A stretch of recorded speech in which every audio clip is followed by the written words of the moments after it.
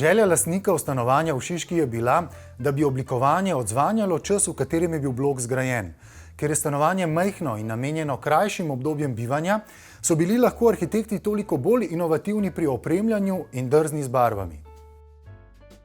Majhnost je v tem stanovanju sprva predstavljala spotiko, vendar jo je arhitekturni biro Trije rešil z odliko. Mikrodomovanje, ki meri zgolj 35 kvadratnih metrov, so obrnili na glavo in ga s kreativnimi rešitvami spremenili v pravi dragulj. V knjigi Renate Salecl sem prebral, da vonj po pečenem kruhu najbolj pričara občutek domačnosti in tudi ta šik retro oprema v tem stanovanju da nek občutek nostalgije. Ste vi lastnikoma predlagali ta stil, ta slog opremljanja stanovanja? Lastnika sta imela dve izhodišči vsega skupaj. No. Eno je bilo res vezano na slog, torej da bi stanovanje bilo nekakšen omaž času, v katerem je ta blok bil zgrajen, to so ta slavna 60. leta. Ne gre samo za blok, gre za cel ta del Ljubljane, s Kino Šiškom seveda, tukaj zraven. Medtem ko pa druga želja, ki je determinirala vse skupaj, je bila pa, da bi imela en tak sodoben odprt stanovanje, ne glede na velikost, ki je vsega skupaj 35 kvadratov. Zdaj, ta del je bil pa malo bolj šokanten za njiju, namreč po sredini stanovanja teče nosilna stena, ki je točno tam ostala, kjer je tudi bila prej. Začel se je po mojem res to idejo, v katero ste se tudi onadva zaljubila. No? To, da bi lahko spal na nekdanjem balkonu in gledal v zvezde, ker je v bistvu seveda po celi dolžini okno, ne, na eni strani. In seveda, če greš potem od tam, gre potem kuhinja na drugo stran, ki ima svojo logiko, ker je združena s kopalnico. Ne, to je tukaj za nama v tem delu. Potem pa smo združili seveda jedilnico, dnevni kotiček, ne, to vse v eno. Se pravi, balkon ste spremenili v prostor, ki je zdaj del spalnice.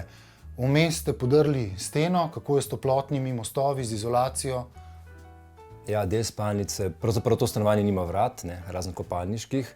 To pomeni, da je spalnica spalna niša. In če pogledaš nek kotiček, ne, ki je kot en brlog, v katerem bi ti bilo prijetno spati, to istočasno lahko rešuje tudi to čisto funkcionalno vprašanje dodatne izolacije, ki je potrebno tam dati. Ne, torej, stene, tla, strop so oblečeni v eno res visoko kvalitetno izolacijo, neka posebna zadeva, več s folij. Ne. In seveda smo izgubili nekih 15 cm, ampak to naredi ta občutek, ne, tega prijetnega kokona, ki je še dodatno poudarjen s tem, da je oblečen v tako geometrično tapeto, ne, in je pravzaprav tak najbolj prijeten del stanovanja postal. In edina bariera, ki jo imamo med spalničnim unim kotičkom, ne, na balkonu in vhodom, nismo želeli vrat, ne, je ena omara, ki stoji sredi prostora in je dostopna iz vseh strani, se uporablja iz vseh strani. In zdaj ta omara, da tam ne bi bila zgubljena sredi prostora, je dobila kot neko senco na stenah in na stropu, s tem, da smo odstranili lomet in s tem pridobili v bistvu 5 cm na vsaki strani tudi prostora, torej tam, ko se gre mimo omare. Ne. Pri notranji opremi ste iskali več funkcionalnost in nekako ste izhajali izven klasičnih okvirjev. Kje točno se to najbolj kaže v tem stanovanju? Če si inovativen, ne samo formalno, ampak tudi funkcionalno, je to pač v službi kvalitete bivanja. Ne. Za dvig kvalitete je fajn, ne vem, da če ta prostor, kotiček v kuhinji deluje tudi kot dnevni prostor, potegneš ven izpod kavča te dodatna kot sedišča oziroma tabureje oziroma mize, ki so istočasno tudi skladišče za odlaganje stvari, da so, ne vem, noge od kavča tudi stojale za časopise in revije. Da, ne vem, miza, ki ne želiš, da bi preveč zasedala prostor, ne, ta, za katero sediva, narejena iz parketa, isto kot tla, tako da v bistvu se minimalno jo opazi, ne, v prostoru. Drugače, vprašanje je bilo, kam utility skrit, ne, torej nek kotiček rabiš, kjer je pralni stroj, kjer so čevlji umazano perilo. In je bilo to skrito v bistvu nišo, ki je bila nekoč hladna omara v nekdanji kuhinji, ne. In to je čez vogal prekrito z nečem, kar pravzaprav ponavadi najprej meni niti ne ve, kaj je, ampak to so vrata, ki so odmaknjene od stene in so istočasno se zrači to, kar je fajn, za čevlje in pralni stroj. Za majhna stanovanja velja, da manj je več, zato so običajno obsojena na belo barvo. V tem primeru pa je povsem drugače. Zakaj ste se, gospa Jagoda, odločili za tako pisano paleto barv? Res v bistvu smo to trditev nekako postavili na glavo za opremo tega stanovanja. Stene smo vseeno ohranili bele, ampak vseeno smo si pa privoščili uporabo velikih barv, različnih kombinacij vzorcev, mogoče tudi na način, ki se mogoče na prvi občutek zdi, da se zadeve ne bodo ujemale. To smo si privoščili tudi zaradi tega, ker v stanovanju za stalno ne živi nihče, ampak v njega samo prihajajo in je potem potrebno, da na nas pusti nek večji vtis.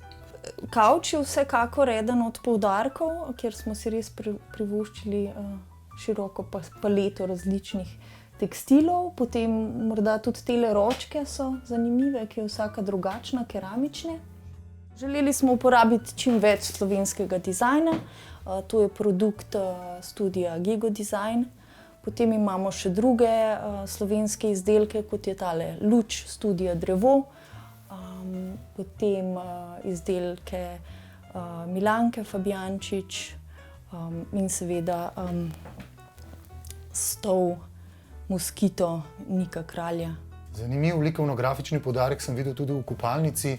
Dve mali sličici, na katerih je še neuporabljen brusni papir za neko brusilno napravo, ampak ste to spretno uporabili kot umetniško delo. Ja, to ste se pa vtaknili glih v pravo stvar.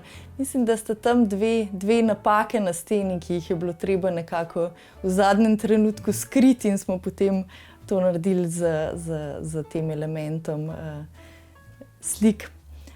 Drugače smo si pa s kopalnico dali kar opravka, kar nekaj unikatnih stvari je. Potisk šipe je narejen prav za ta namen, za to šipo. Potem imamo zanimivo manikirno lučko, ki je v bistvu luč od fičota. Za ročaje smo uporabili stare ameriške ventile, keramične gumbe, ki jih imamo uporabljene na predalih. Tukaj so pač dobili funkcijo obešalnika. To in tudi glede na to, da je v spalnici, pač po noči sove bdijo nad tabo.